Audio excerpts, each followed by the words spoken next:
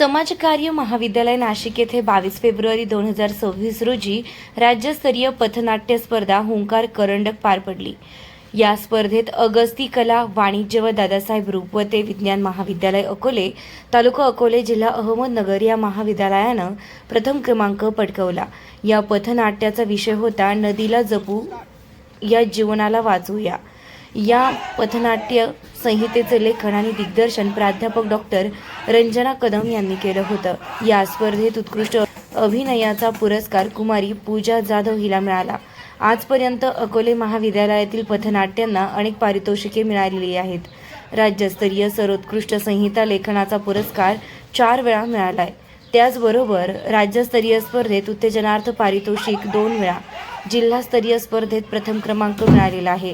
राज्यस्तरीय उत्कृष्ट अभिनयाचा पुरस्कार 3 वेळा तसेच तालुकास्तरीय पुरस्कार मिळालेले आहेत। त्याचबरोबर अनेक ठिकाणी पथनाट्यांचं उत्कृष्ट सादरीकरण केलेलं आहे। अकोले तालुका एज्युकेशन सोसायटीचे कायम विश्वस्त माननीय गिरिजाजी जाधव, अध्यक्ष इंजिनियर सुनील दातीर, सेक्रेटरी माननीय सुधाकरराव देशमुख आणि संस्थेतील सर्व पदाधिकारी तसेच महाविद्यालयाचे प्राचार्य डॉक्टर भास्कर शेळके, राष्ट्रीय सेवा योजनेचे कार्यक्रम अधिकारी डॉक्टर सुनील मोहटे या सर्वांनी विद्यार्थ्यांचा सत्कार केलाय। स्वराज्य माझासाठी संपादक आबासाहेब मंडलिक, अकोले, अहिल्यानगर।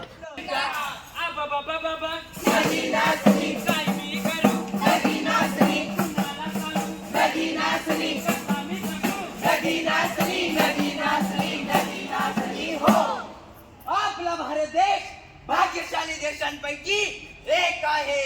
भाग्यशाली आहे, भाग्यशाली आहे। आपला देश नैसर्गिक दृष्ट्या संपन्न, श्रीमंत आणि समृद्ध आहे। समृद्ध आहे, समृद्ध आहे। आपल्या देशाचा विकास झाला तोने पवित्र नद्यांमुळे। होय होय, आपल्या देशाचा विकास झाला तोने पवित्र नद्यांमुळे।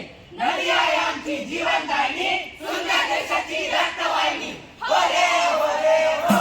माणसाच्या सुखासाठी, समाधानासाठी नदी डोंगर दऱ्या ओलांडत अखंड वाहते। जाणीव ठेवा, जाणीव ठेवा।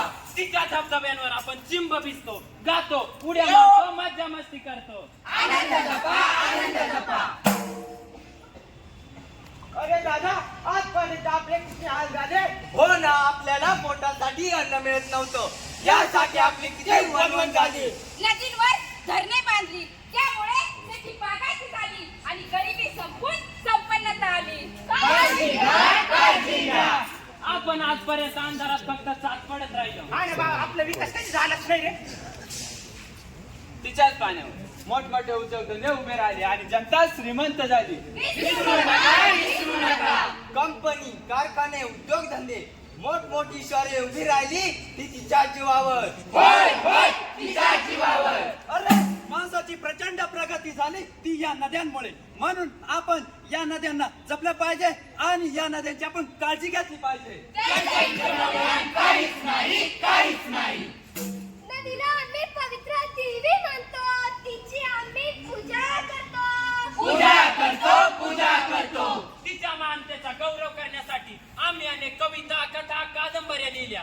तिला आम्ही दैवी शक्ती मानतो। शक्ती मानतो, शक्ती मानतो। चला तर मग मंडळी, बघूया तिच्या कर्तव्यनिष्ठ लेकरांनी तिला कसे जपले आहे। सोम्या, इकडे। काय हो साहेब? गटारीचं पाणी नदीत सोडलं ना, गटारी चांगल्या मोठ्या मोठ्या केलं ना। हो साहेब, गटारी इतके मोठे केले ती कोणती अडचण येणारच नाही बघा। शांत बसा, शांत बसा, सगळ्यांनी शांत बसा। मग मला सांगा, या गटारीचं पाणी जातं कुठं? नदी सोडून आणखी कुठं? ऐकलं का? या गटारीच्या पाण्यात चांगला ठेवतोय भाजीपाला आलाय। खाता का, खाता का?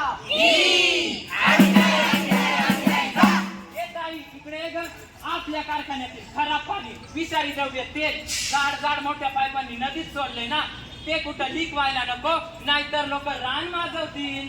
अहो, काही काळजी करू नका साहेब, लोखंडाच्या भक्कम भक्कम पाईपांनी थेट नदीच्या मध्यभागी नेऊन सोडले। कोणाला सुद्धा कळणारच नाही बघा। शांत बसा, शांत बसा, सर्वांनी शांत बसा। मग मला सांगा, कंपनी, कारखाने, उद्योगधंदे यांचे विषारी पाणी जातं कुठं? नदीच्या पोटात आणखी कुठं? असं का? हेच पाणी, अरे हेच पाणी गंगाजल म्हणून आणलं, पिता का? गण्या, तुझे बाबा गेले ना? अरे माझे बाबा गेले, खूप वाईट झालं. अरे गण्या, अरे काय करायचं आता?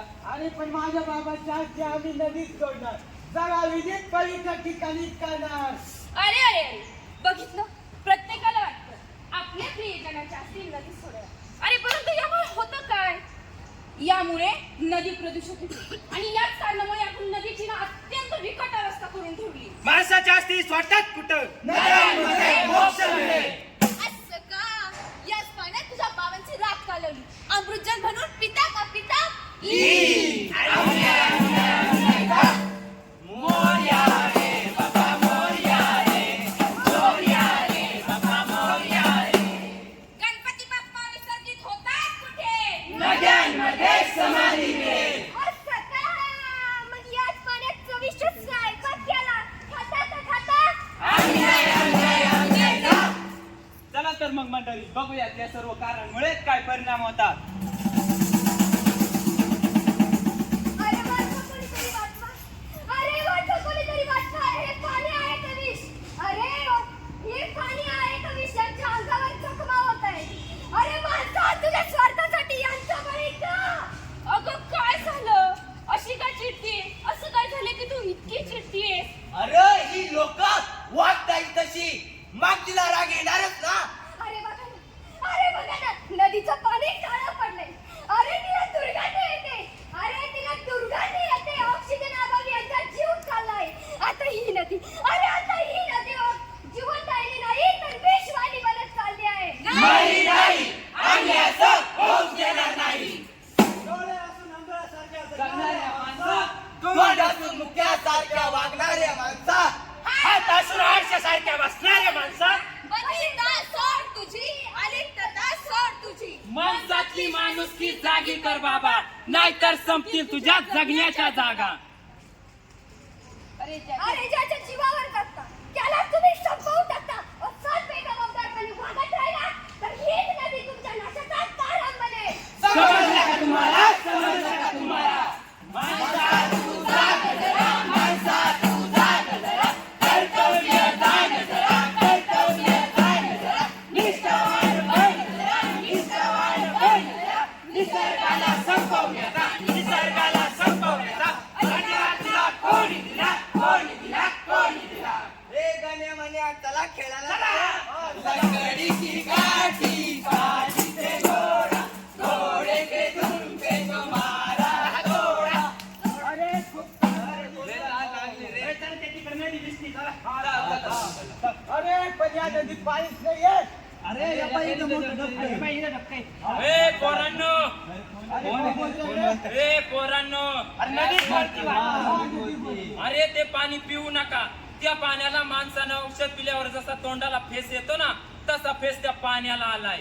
अरे हेच पाणी पिऊन, अरे हेच पाणी पिऊन कित्येक जणांची विचार करण्याची क्षमता गेली रे. अरे बाबांनो, ह्याच पाण्यामुळे कित्येक जणांचे मेंदूवरील नियंत्रण कमी झालंय. अरे हेच पाणी पिऊन कित्येक जण तरपडून मेली रे. अनेक नद्या मरून गेल्या आहेत. त्यांना जिवंत करण्यासाठी आणि इतर नद्यांना वाचवण्यासाठी आपण जबाबदारीने सावधपणे वागले पाहिजे. विचार करा, विचार करा, विचार करा. आम्ही व्यक्ती म्हणून घरगुती पाण्याचा वापर कमीत कमी आणि फार जपून करू.